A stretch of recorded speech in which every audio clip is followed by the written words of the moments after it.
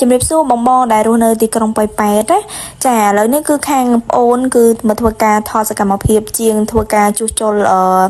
តជូនបងបងមើលទាំងអស់គ្នាចានេះគឺជាសកម្មភាពជាងគាត់ធ្វើការជួសជុលទៅលើ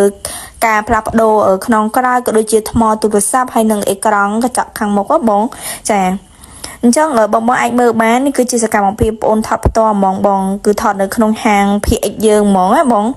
ចានេះជាគាត់ធ្វើការបិទបដាហើយចាសម្រាប់ហើយយើងដែរក៏មានការផ្លាស់ប្ដូរទៅលើខ្នងក្រោយរបស់ទូរស័ព្ទដែរបងអញ្ចឹងបើបងមានបញ្ហាខ្នងក្រោយបែកឬក៏អេក្រង់មុខបែកអញ្ចឹងក៏អាចមកធ្វើការផ្លាស់ប្ដូរបានណាបង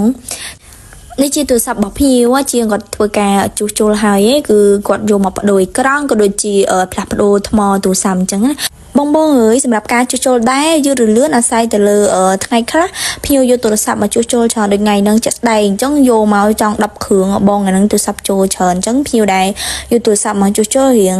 ចាំយូរបន្តិចអញ្ចឹងដោយសារជាងគាត់ត្រូវឆែកមើលអញ្ចឹងបងធ្វើហើយត្រូវឆែកមើលឡើងវិញឲ្យល្អិតល្អន់ដើម្បីឲ្យភ្ញៀវយកទៅប្រើទៅមានទំនុកចិត្តអញ្ចឹងណាបងប្អូនអរគ្នាជាចុងក្រោយអរគុណបងដែលទុកចិត្តក៏ដូចជាជជែកលើសេវាកម្មហាងប្អូនអញ្ចឹងណា